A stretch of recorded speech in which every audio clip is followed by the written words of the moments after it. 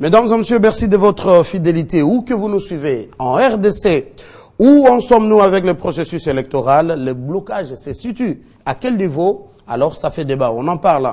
Demandé par la classe politique, l'opposition, la société civile, les calendriers réaménagés tardent à être publiés par la CENI.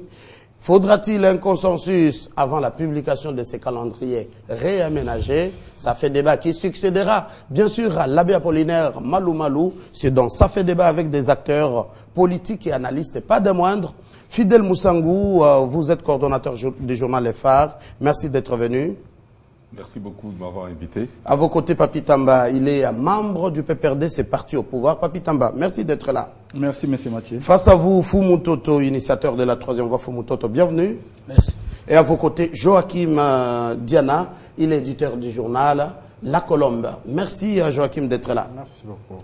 Ah voilà. Alors, on commence directement avec cette première question.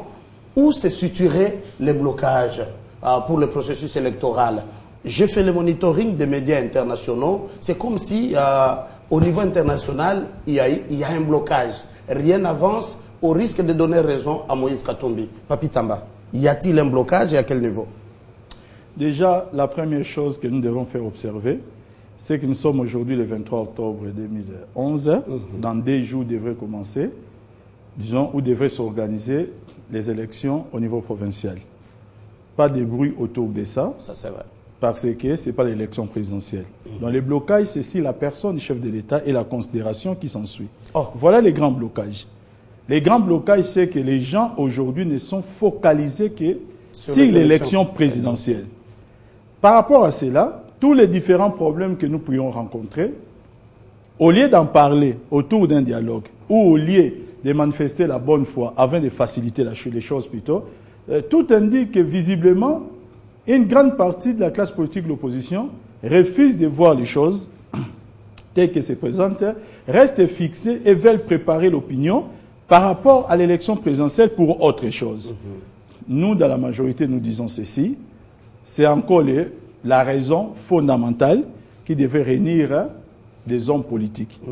Les problèmes tels qu'ils se présentent aujourd'hui, je pense que la CENI seule ne peut plus les résoudre par un calendrier.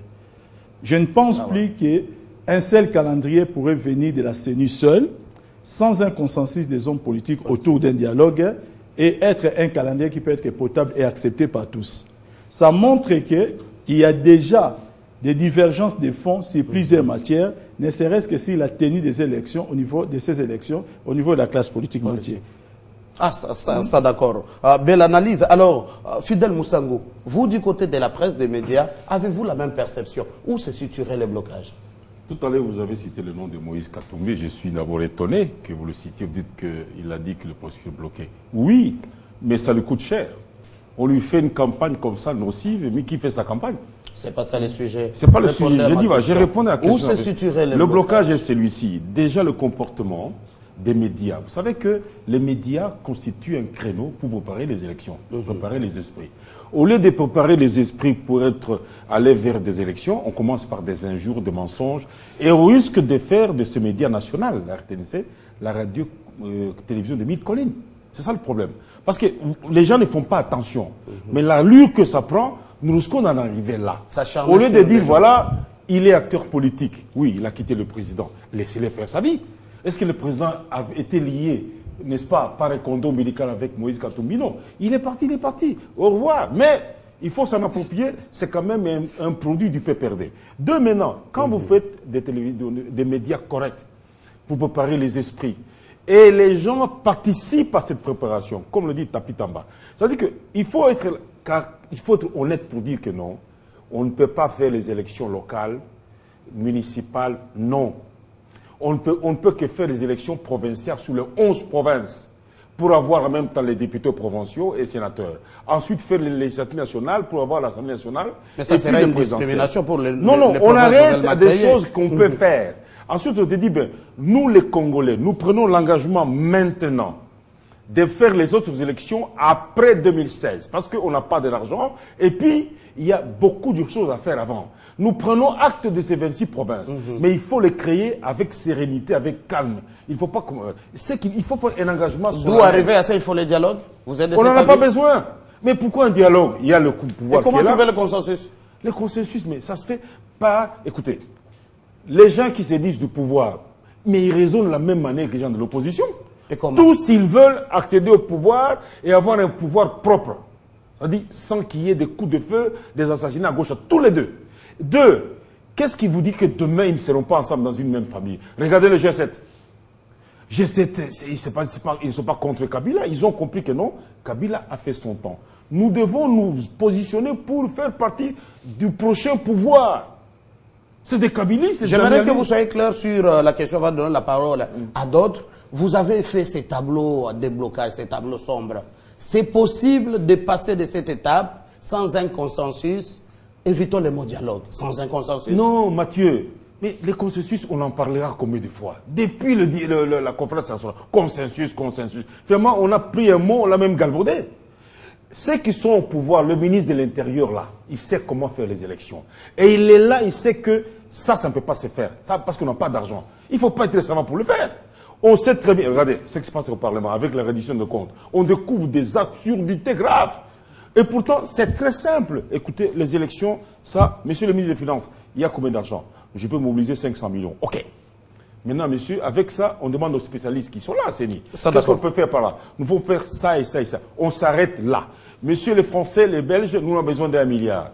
Mais le Congo a 500 millions de dollars. Voici les chiffres. On va vous donner 500 pour 1 milliard et faites des bonnes élections calmement. Et en même temps, maintenant, vous demandez à tous les médias d'être des médias qui accueillent toutes les tendances calmement. Nous devons réfléchir comme des Congolais. Il faut le dire comme ça fait débat. Oui, pas comme des gens qui veulent se rentrer dedans pour... Nous allons nous battre pour quoi? D'accord, Fidèle. À suivre, Fidèle, c'est comme s'il y a un problème de manque de volonté. Fumuto, vous êtes de la troisième voie. C'est votre point de vue? Je voudrais d'abord préciser ici qu'il ne s'agit pas de donner raison à un enfant qui est né et venu parler de ce que les anciens parlaient déjà. Moïse Katumbi n'a même pas encore 3 mois dans la contestation pour qu'il puisse avoir raison d'avoir dit quelque chose sur la possibilité du blocage dans le processus électoral. Justement, c'est de là que je vais préciser. L'opposition, toute tendance confondue, avait démontré depuis toujours qu'il n'y avait pas volonté d'organiser les élections et que le blocage était souhaité par la majorité au pouvoir. Léon Kengo a rappelé, lors de sa rencontre avec le chef de l'État, que ce n'était pas possible de commencer par les élections provinciales, il fallait passer par les élections les plus importantes. La communauté internationale, les collectifs de diplomates et consorts a dit la même chose. Adolphe Mouzut, Premier ministre honoraire, a rappelé dans sa tribune intitulée « Installation des nouvelles provinces ». Il a montré que les élections provinciales ne peuvent pas être tenues dans un État sans budget, sans province. La troisième voie, la société civile, c'est tous les jours. Donc, s'il faut donner raison, il faut d'abord la donner à ceux qui ont commencé à déplorer et à montrer l'éventualité de ces blocages. Et ma question, où c'est deuxième chose, le blocage? Papi Tamba a répondu. Je ne sais pas si on n'a pas fait attention. Il a dit que le blocage se situe au niveau de la personne du chef de l'État sur ce que lui appelle fixation d'une certaine opinion qui pense que les élections les plus importantes ne sont que présidentielles. C'est ça la thèse de Papi Tamba, il est là. Mais c'est vrai. Mais là où je suis tout en état d'accord avec lui, opposé à lui, c'est qu'il ne sait pas comprendre qu'il n'y a pas de président de la République. Au Congo, il n'y a que Joseph Kabila, qui est payé par l'argent des contribuables congolais pour agir dans les limites de la Constitution. Faire respecter la Constitution. Faire respecter la Constitution. Et lorsqu'il veut inaugurer une jurisprudence qui fera que lorsqu'on dépasse les délais des autres élections, on ne pose pas problème. Et c'est ça le fond de la réflexion de Papi Tamba. En ce qui concerne le dépassement voulu par eux de l'élection présidentielle en 2011, on prendrait les exemples pour dire les sénateurs sont orphelins, les députés provinciaux sont orphelins, les gouverneurs sont orphelins, mais pourquoi pas seulement Kabila? C'est là le problème. Vous avez raison, c'est la personne du chef de l'État qui bloque parce que sa position de quitter le pouvoir après fin mandat n'est pas encore du moins jusqu'ici, Mais claires. il est en plein mandat légal. Écoutez, Ça s'appellera quand on encore dit- acharnement sur sa personne. C'est ce que Papi Tamba a dit. Il n'y a pas acharnement. Il est le garant du fonctionnement harmonieux des institutions. Mais dans quelques jours ici, il devait y avoir des élections. Mais pourquoi ça ne vous intéresse pas? Non, mais écoute, qui a fait qu'il n'y ait pas l'accomplissement de tout le processus électoral? Qui est capable d'enclencher tout le processus et de rendre vivables toutes les élections? C'est le président de la République comme institution et la personne de Joseph Kabila comme animateur de cette institution qui est la première des institutions de la République. Pourquoi on ne peut pas se fixer sur lui qui est visiblement le blocage pour le reste du processus? C'est la raison que je donne à Papi Tamba. Mais la déviation de sa part, tu ne tiens pas. On nous parle du processus. Vous voulez affirmer une chose contre Papi Tamba. Vous êtes une majorité au pouvoir, vous avez le vouloir et le pouvoir. Vous accordez le pas au peuple congolais avec les moyens de l'État de nous donner le bonheur attendu. Vous dites aujourd'hui pour résoudre les problèmes des pauvres, il faut un processus. Pour résoudre les problèmes des élections, il faut un processus. Mais Fidèle vous a posé la question. Depuis combien de temps nous avons parlé de concertation, dialogue, cohésion autour de ces mêmes questions? Je vous rappelle ce que vous connaissez, Papi Tamba. Parmi les recommandations des récentes concertations nationales, on a déjà dit qu'il faut une administration électorale concertée. Depuis que nous avons terminé les concertations et qu'avant nous avons mis ensemble un gouvernement de cohésion, c'est combien d'années? Pourquoi on n'a pas respecté cette recommandation pertinente des concertations nationales? Papi Tamba, nous voulons dialoguer si c'est la solution pour sauver le pays. Papi Tamba, nous voulons échanger si ça nous reste une seule chance pour sauver notre peuple. Mais nous posons la question de savoir, vous de la majorité comme nous de l'opposition, nous sommes convertis dans quelle église pour démontrer que les accords que nous allons signer après les dialogues seront respectés par vous et par nous. Le problème est ailleurs. Nous avons un problème d'hommes, d'écriture et d'organisation. Nous ne sommes pas encore prêts de servir notre peuple. C'est dommage. Joachim Diana, éditeur du journal La Colombe, quelle lecture vous faites avant que Papi Tamba réplique parce qu'il est chargé? Vous savez, avant de répondre à votre question, j'ai le sale rôle de pouvoir d'abord mettre mot sur ce que j'ai entendu ici. Fidèle Moussango estime que on stigmatise Moïse Katumbi. Mais c'est tout juste le contraire. Moïse Katumbi qui est sorti de Gond, qui a commencé à stigmatiser et Kabila et la classe politique. Qui a commencé, qui a dégainé? C'est Moïse Katumbi. Commencez par ce que vous aviez fait de vos choux gras, 3 pénaltys. Mais avant ça, on lui avait fait quoi? Et que maintenant, il vient, on veut rester au pouvoir, on veut rester sur base de quoi? Même lorsqu'on lui pose la question, vous étiez membre de la majorité, vous aviez participé, est-ce que vous pouvez nous rappeler une réunion à laquelle vous aviez fait part et qu'il était question d'échanger la constitution pour que Kabila se représente? Non, aucune. Mais à quel moment il avait dit à ses amis qu'on ne doit pas changer la constitution, allons sur la bonne voie, puisqu'ils ne l'ont pas entendu, il est sorti. Ça n'existe pas. Donc, s'il y a quelqu'un qui a créé la controverse et qui mérite le retour de la manivelle, c'est lui. Vous ne pouvez pas penser que vous sortez de chez vous, vous commencez à dégainer, tirer sur quelqu'un que vous n'aurez rien contre ça. Moi, je pense que même si Kabila personnellement ne lui a encore rien répondu, mais il a quand même un entourage. Et moi, j'aime bien l'appeler entourage parce que si c'était la majorité, ça serait tranquille comme à Brazzaville.